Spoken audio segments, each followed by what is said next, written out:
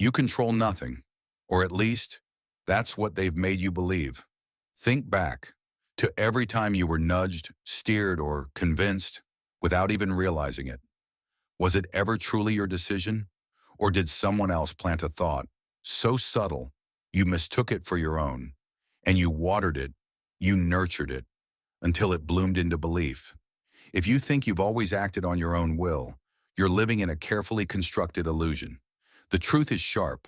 This world is full of puppeteers, and if you're not holding the strings, you're hanging from them. But here's the disturbing part. Real control doesn't look like control at all. It doesn't shout, it doesn't force, it whispers, it plants, it waits. The true manipulators never command. They don't argue or push. They suggest.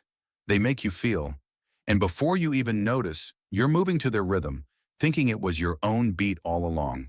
You've felt it. That quiet moment when your mind changed direction, but you couldn't trace the steps back. A simple comment, a glance, a gesture, calculated, precise. That's power, the kind that doesn't leave fingerprints. And now the question that twists in your chest: what if you were the one pulling the strings? What if, instead of being moved, you were the one moving the pieces? The difference between those who win this game and those who don't is clarity. Winners understand. Power isn't taken, it's induced. Control isn't loud, it's invisible. We were taught all wrong, told that influence means shouting louder, commanding harder, asserting dominance. But those who really run the world, they never raise their voice. They don't need to. The greatest strategists lead others by letting them believe they're following themselves. That's the truth no one told you. Manipulation isn't about aggression. It's a psychological dance. It's elegance. It's precision. It's subtlety. So, how does it work? First, choose wisely. Don't waste energy trying to sway everyone. Focus on the impressionable, the ones silently yearning for guidance but too proud to ask. The ones who think they're deciding, but deep down crave someone to decide for them. Second, make it feel like their idea, because resistance fades when a person believes they're in control. And that's the secret. The most powerful influence is never seen. It's only felt. And by the time they realize it, it's already too late.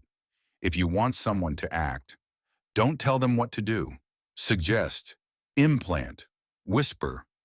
Let the idea take root quietly, a stray comment, a passing observation, and then step back, because the human mind resists commands, but worships its own conclusions. If you do it right, they'll carry out your will and defend it as if it were their own. That's the art. Now, control has a deeper threat, not opposition, but the unity of opposition. A single enemy can be defeated, but a united front? That's dangerous. If people gather around a common cause, you lose your grip. But if you can stir doubt, plant seeds of suspicion, turn them subtly against each other, you don't have to fight them. They'll weaken themselves. Divide and conquer isn't a strategy. It's a law of power. But even that is not enough. If you truly want control, you must master the emotional engine of humanity. Logic only shifts thoughts. Emotion moves action. No one acts because of reason. They act because they feel something. Fear, desire, insecurity, pride. Find what moves them, what keeps them up at night, what makes them burn, and pull that thread. Don't tell them it's necessary. Make them feel it is. That's the difference between influence and command. But here's the part most don't understand, the part that makes this dangerous, because all power has a cost. When you play with minds, you walk a razor's edge. If they discover the manipulation, you become the enemy. If you overreach, someone will learn your methods and use them against you. Control is a weapon, and like all weapons, it can be turned around.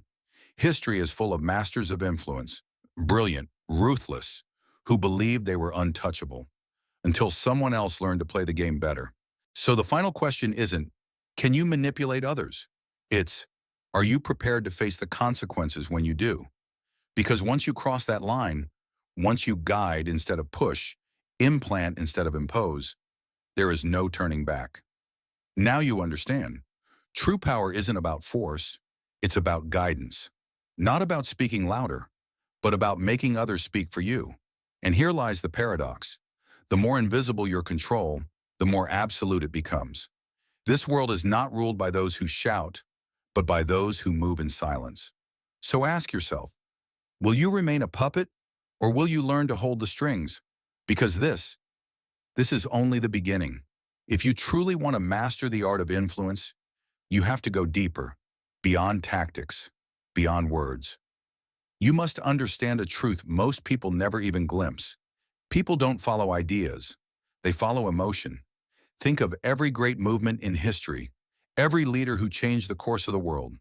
How did they do it? It wasn't flawless logic. It wasn't airtight data. It was a feeling, a vision that stirred something inside people, that made them burn, ache, hope, belong. Because once emotion takes the wheel, logic becomes irrelevant. Have you noticed how fiercely people defend beliefs they barely understand? How they fight for ideologies they've never questioned? It's not about reason, it's identity.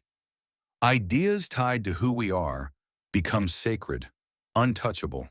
And here's the key. If you want to influence someone, make your idea part of who they are.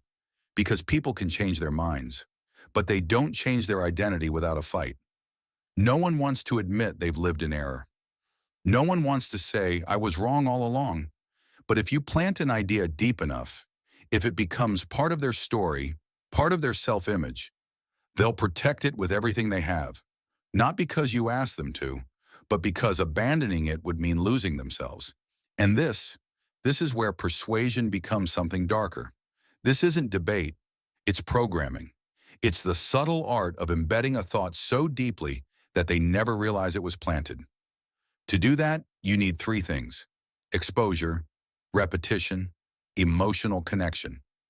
First, exposure. No one changes overnight. Resistance is instinctive. But if you introduce an idea gradually, softly, without pressure, the mind begins to accept it.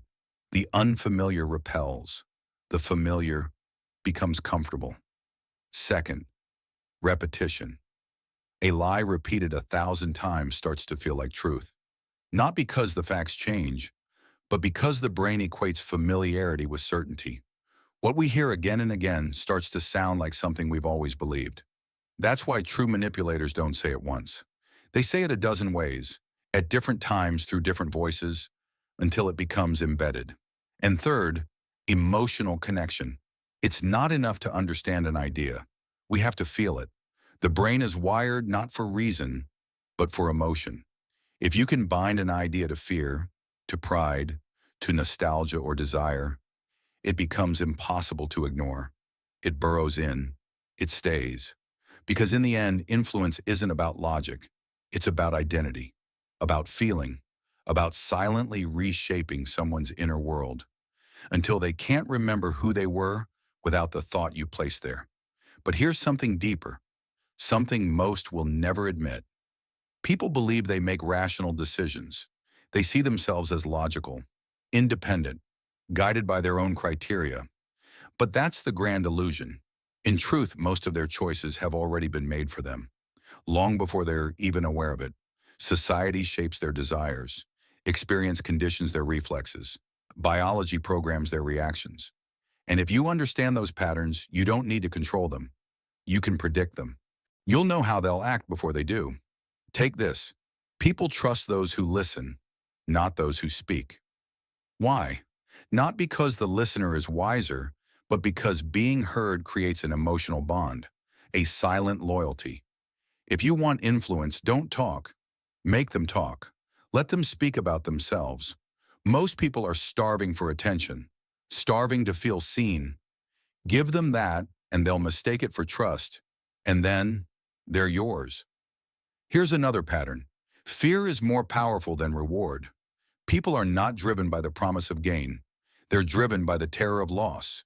If you want someone to act, don't show them what they might win. Show them what they'll lose if they don't listen. Loss stings deeper than ambition ever inspires. And one more. People crave exclusivity. They chase what seems scarce. The more accessible something is, the less they value it. If you want them to hold on to an idea, wrap it in secrecy. Make it feel elite. Let them believe they're part of a chosen few who understand what the rest never will. That's how you create allegiance. Not with truth, but with identity and pride. But influence always faces a threat, a single force capable of shattering control, organized opposition. Nothing breaks power faster than a group of people united by purpose. History proves it. Empires fall when the people become one. Rebellions succeed when voices sing in unison. That's why the first rule of preservation is this: never let them unite. Divide them before they can act. How? Internal conflict. You don't need to destroy them. Just make them destroy each other. Sow distrust. Stir jealousy. Let leaders compete for dominance. Let followers question their cause. Whispers do more damage than swords. When a group turns inward, when it devours itself, you win without lifting a finger. Politicians do it. Governments perfect it. It's not new. It's ancient strategy. Why do you think ideologies are always at war? Because a divided people cannot revolt. Because when the enemy is busy fighting itself, it forgets who the real enemy is. Because when people are too busy fighting each other, they forget who's really pulling the strings. And that's the trap. Divide them, and you'll never have to confront them. But now we reach the final dilemma: the cost of manipulation. Up to this point, it all sounds like a flawless game. And in many ways it is. But here's what no one tells you. Once you begin to shape minds, you no longer see the world the same way. You stop trusting, not just others, but yourself. Because once you learn how to manipulate, you also start to notice when you're being manipulated. The veil lifts, the illusion fades. You start seeing the strings in conversations, in emotions, in relationships. And when you see the strings, the magic is gone. You begin to question everything. Does this person care about me? Or are they just reacting to an influence I carefully planted? Was that connection ever real? Or did I manufacture it? And this is the paradox. The deeper your control, the more you realize you control almost nothing. Even if you master every technique, even if you orchestrate every move, there's one thing you will never dominate: human chaos. People are not machines. They shift. They evolve. They break pattern. One stray emotion, one unexpected thought, and your entire strategy collapses. So the real question isn't just, can you manipulate? It's, are you ready for what comes after? How far are you willing to go? How much control is enough before it consumes you? Or will you become just another strategist lost in their own illusion, drunk on power, believing they're untouchable, until someone uses your own methods against you?